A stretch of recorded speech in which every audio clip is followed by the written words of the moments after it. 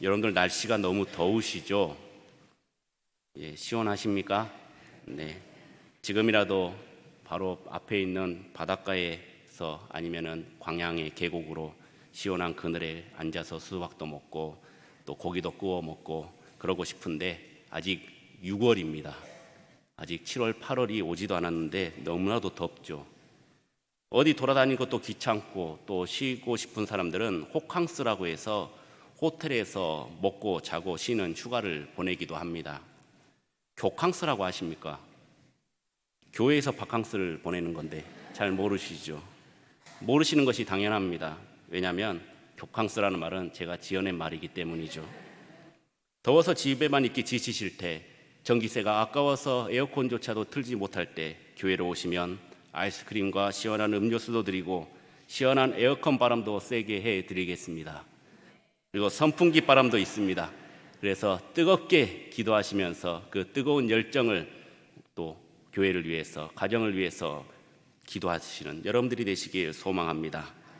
계속 저는 주중에 여러분들 기다리고 있습니다.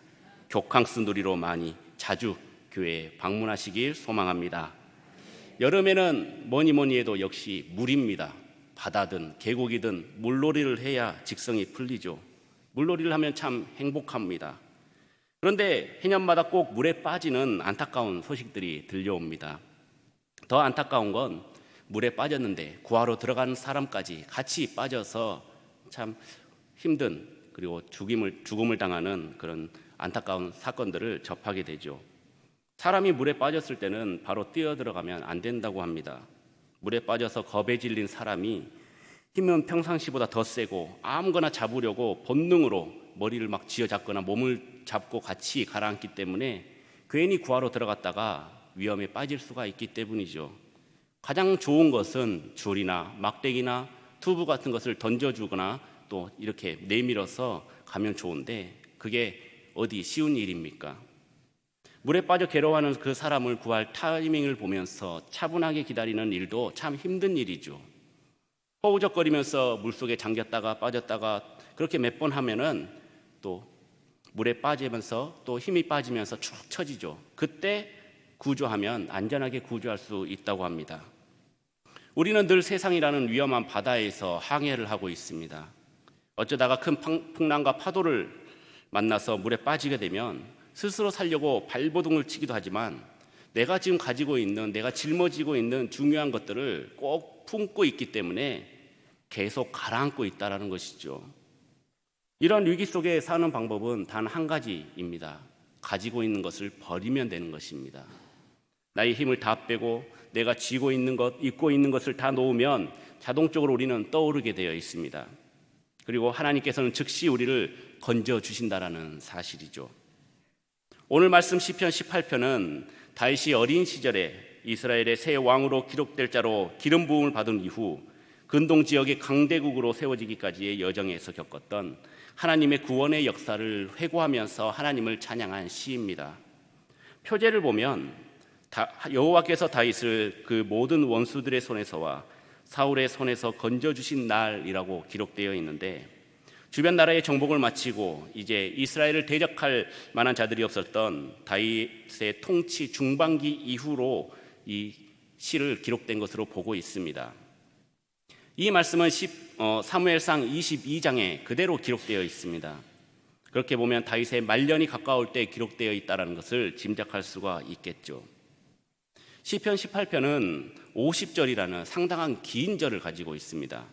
근데 이것을 5부분으로 나눌 수가 있는데 1절부터 3절까지는 구원과 승리의 하나님, 4절부터 19절까지는 하나님의 구원의 행동, 20절부터 28절까지는 의인을 위한 하나님의 구원의 확신, 29절부터 45절까지는 하나님의 승리, 45절부터 50절까지는 다윗의 언약에 근거하여 영원한 축복을 확신하고 하나님을 영원히 찬양하는 시로 이렇게 5가지로 구분이 되어 있습니다. 다윗은 말 그대로 버라이어티한 삶을 살았습니다. 형제들에게 줄 음식을 가지고 전쟁에 갔다가 골리앗을 보게 되었고 그 작은 꼬마가 싸워서 이겼습니다. 승전보를 울리며 계산할 때 여인들이 사울을 죽인 자는 천천히고 다윗이 죽은 자는 만만이라고 노래를 부르니 사울 왕은 이런 다윗을 자랑스럽게 생각한 것이 아닌 시기하고 질투하고 그 마음이 지나쳐 죽이려고 끈질기게 쫓아다녔습니다. 그 기간이 무려 10년이나 되었죠. 동굴에서 자고 광야에서 날을 새고 숲을 사이에서 숨으며 애굽으로 블레셋으로 도망다녔습니다. 그럼에도 불구하고 다윗은 사울을 미워하지 않았습니다. 저주하지 않았습니다. 낙심하지 않고 포기하지 않았습니다. 그 시간을 통해서 오히려 하나님을 더 의지하게 되었고 신뢰하게 되었죠. 길고 긴 고난의 시간이었지만 그것을 은혜로 받으니 이게 고난이 아닌 훈련이 되었던 것입니다. 그리고 하나님의 은혜로 통합 이스라엘의 2대 왕이 되었던 것입니다.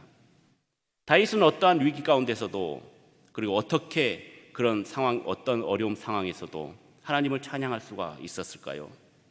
먼저 하나님을 나의 힘이라고 고백한 믿음 때문이었습니다. 우리 1절과 2절을 함께 봉독하겠습니다. 나의 힘이신 여호와여, 내가 주를 사랑하나이다.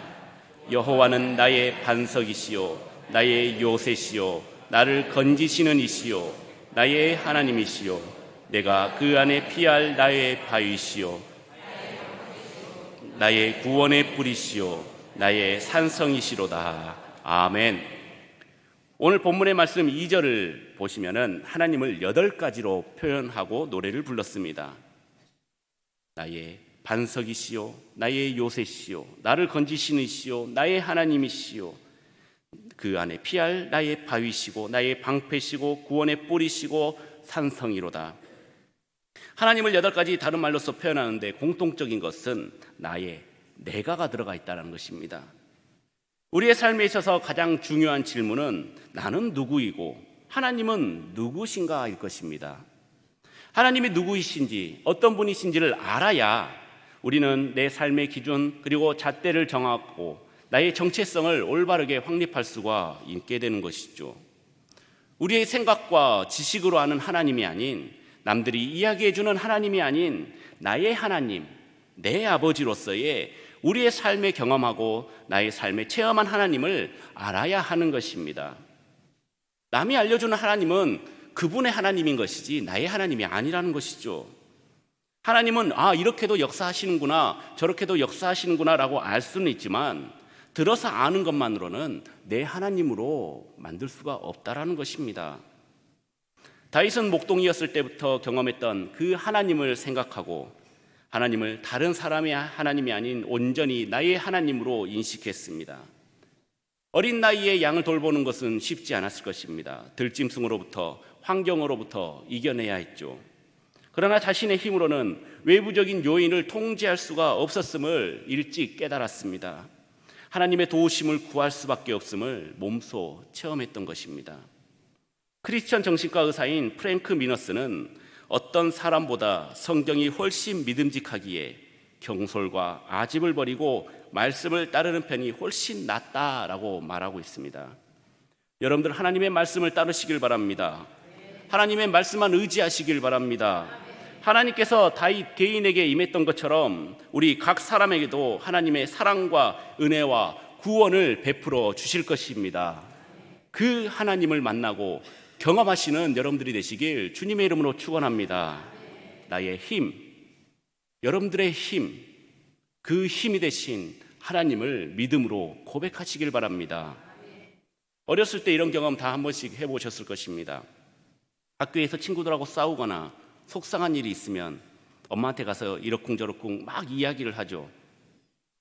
그러면 우리 엄마가 쫓아가서 그 친구를 혼내주는 것도 아닌데 엄마가 빈말이라도 내가 가서 좀 혼내줄까? 이렇게 하면은 그 한마디에 얼마나 우리가 기분이 좋습니까? 내가 이긴 것 같지 않습니까? 든든합니다. 왜 그럴까요? 엄마가 나의 힘이 되어주시기 때문입니다. 내 편이 되어주시기 때문입니다. 이런 확신이 생기면 친구들이 괴롭히고 놀려도 마음에 별로 상처가 안 돼요. 왜냐? 엄마가 해결해 주실 것이라고 믿기 때문에, 엄마가 든든하게 지켜주시기 때문에. 여러분들이 세상을 살아가는 그 힘의 원천은 무엇입니까? 나의 재능입니까? 건강입니까? 돈입니까? 가족입니까? 직장입니까? 오늘 다윗은 하나님이라고 고백하고 있습니다. 나의 힘이 되신 여호와여, 내가 주님을 사랑합니다. 나의 든든한 배경이 되어주시고 힘이 되어주신 하나님, 하나님 사랑합니다, 감사합니다 라고 고백하고 있죠. 언젠가는 사라질 것, 세상의 연약함을 의지하지 마시고 영원한 하나님을 의지하시며 하나님의 말씀으로 살아내는 믿음의 성도님들이 되시길 주님의 이름으로 축원합니다. 우리 계속해서 6절 말씀을 함께 봉독하겠습니다. 내가 환난 중에서 여호와께 아뢰며 나의 하나님께 부르짖었더니 그가 그의 성전에서 내 소리를 들으시며 그의 앞에서 나의 부르짖음이 그의 귀에 들렸도다. 아멘.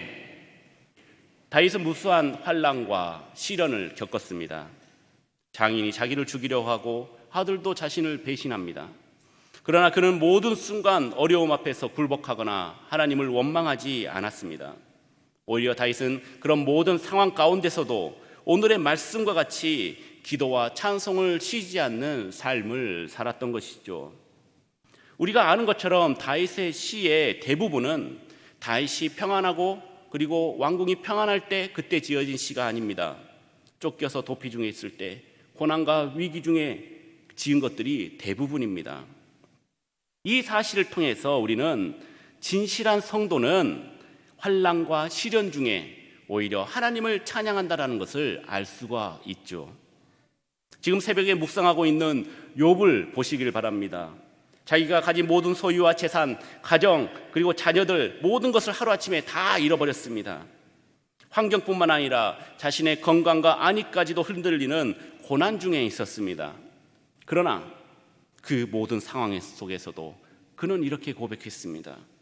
내가 모태에서 알몸으로 나왔사온즉 또한 알몸으로 그리로 들어갈지라도 주시니도 여호와시고 거두시니도 여호와시니 여호와의 이름이 찬송을 받으실지니라. 할렐루야. 사도 바울도 2차 전도 여행 중에 성령의 인도하심을 따라 유럽으로 돌렸을 때 유럽의 첫 번째 성인 빌립보에서 귀신 들린 한 여종을 고쳐주었습니다. 그런데 단지 그 여종을 고쳐주었다는 이유로 매를 맞고 감옥에 갇히는 고난을 겪어야 했습니다. 하나님의 뜻에 따라 빌립보로 갔고 복음을 전했고 사역을 성실하게 감당했는데 그 결과물은 고난이었던 것이죠. 하나님께 불평하고 원망할 수도 있었습니다. 그런데 바울은 고통 중에서도 하나님을 원망하거나 지금 상황에 낙심하지 않았던 것입니다. 오히려 감옥에서 기도하고 하나님을 찬양했습니다. 하나님의 복음을 전했습니다. 그 찬양으로 어떻게 되었습니까? 지진이 나고 옥토가 움직이고 문이 열리고 매인 것이 다 벗겨지는 놀라운 역사가 일어났습니다. 그리고 옥문이 열리던 그 문을 지키던 간수들의 마음을 열었고 유럽 선교의 문을 활짝 열어주었던 것입니다.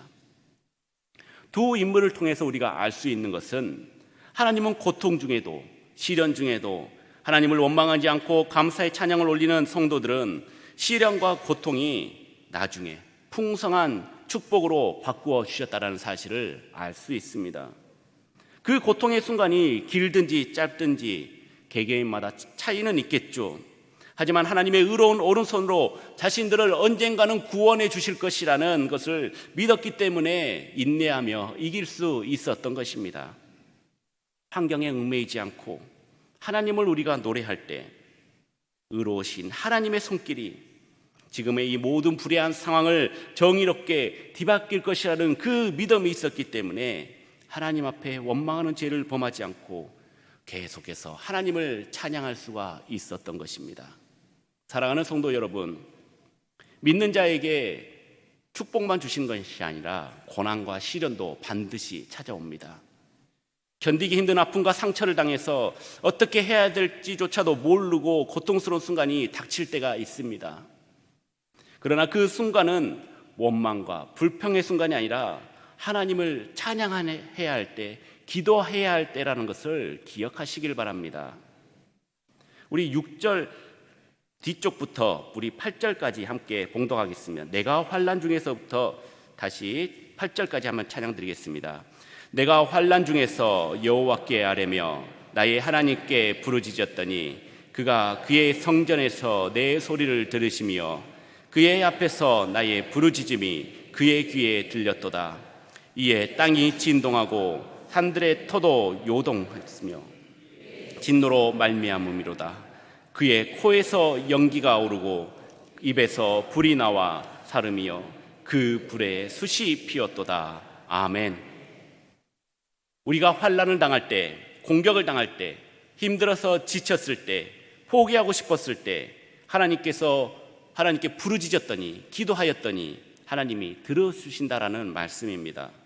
우리 8절에 재미있는 표현이 나오죠. 그의 코에서 연기가 오르고 입에서 불이 나온다라고 말합니다.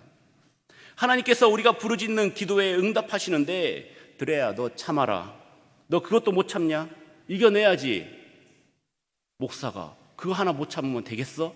라고 내버려 두신 것이 아니라 땅이 진동하고 산이 흔들릴 정도로 같이 화를 내어주신다라는 것입니다.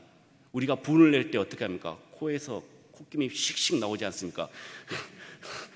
하면서 입에서 막 불이 나오지 않습니까? 우리 아이가 밖에서 친구들한테 된통 맞고 당하고 옵니다. 부모에게 와서 이런 일이 있었는데 참았어 라고 얘기를 하면은 부모님의 마음이 어떻습니까? 잘 참았다 얘기합니까? 한 대 확 때려버리고 오지 그랬냐 하면서 마음이 찢어집니다. 그 아이를 대신해서 내가 다 가서 패고 싶을 때도 있겠죠. 너무 열받습니다. 그런데 우리 아이가 그 친구를 똑같이 때리고 욕해서 상대방 아이도 다쳤어요. 그러면 상황이 어떻게 됩니까? 분명 원인 제공은 상대방 아이가 했지만 우리 아이도 같이 때렸으니까 쌍방이 되어버립니다. 피해자인 동시에 가해자가 되어서 부모가 할 수 있는 일은 그 아이에게 가서, 그 부모에게 가서 사과하는 것밖에는 없다라는 것이죠. 우리도 마찬가지입니다. 사람의 얄팍한 지식 그리고 꼼수로, 나의 작은 힘으로 원수들을 갚으려고 하지 마시길 바랍니다.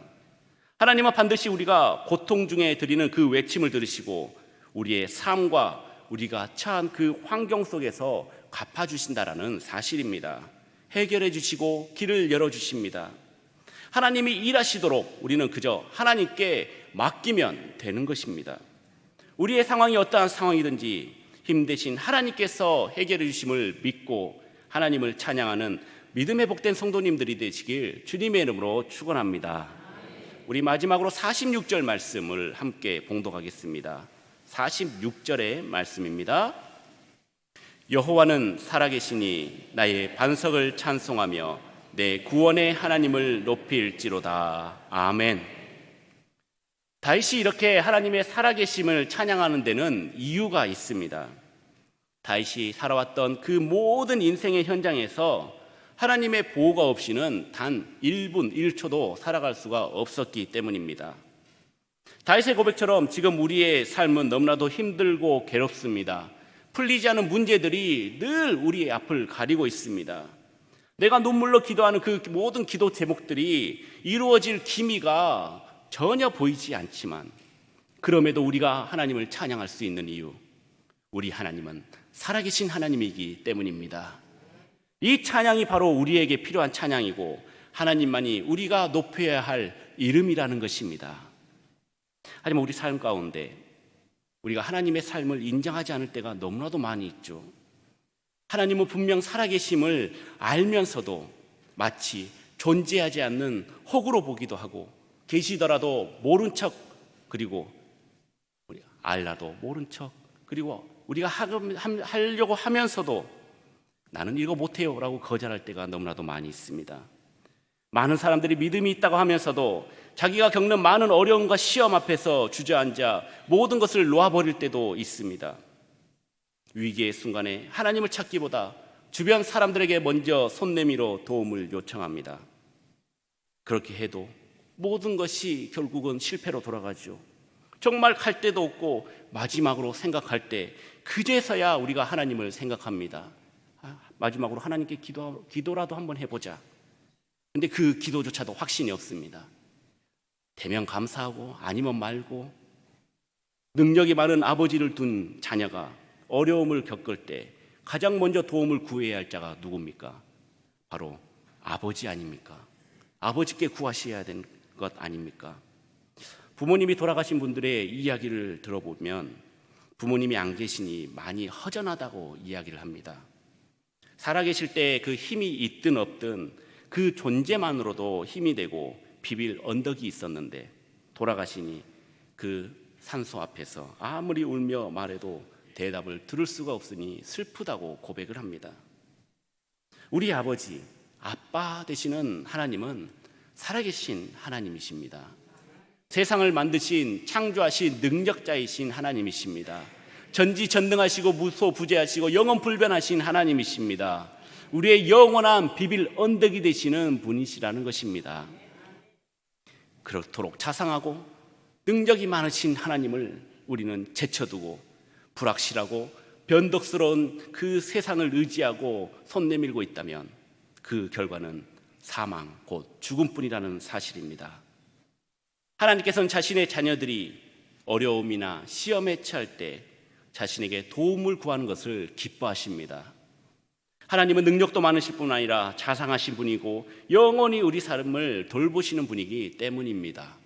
그러므로 사랑하는 성도 여러분, 여러분에게 무언가 도움을 필요로 하는 일이 있다면 누구보다도 하나님께 먼저 달려가서 그분의 도우심을 간구하시길 바랍니다. 살아계신 하나님께서 능력의 팔을 펴서 우리를 지킬 것이고 또 싸울 일이 있다면 우리를 대신하여서 싸워주실 것입니다. 다윗처럼 나의 힘이신 하나님을 사랑하고 어렵고 아픈 상황 속에서도 하나님의 살아계심을 찬양하고 하나님께 맡기는 사랑하는 우리 성교 중앙교회 모든 성도님들이 되시길 주님의 이름으로 축원합니다. 우리의 힘, 우리의 하나님 되시는 거룩하신 하나님의 이름, 우리의 피난처 되시는 하나님을 늘 경외하고 또 살아계신 하나님의 역사하심을 체험하는 믿음의 성도님들이 되시길 주의 이름으로 축원합니다.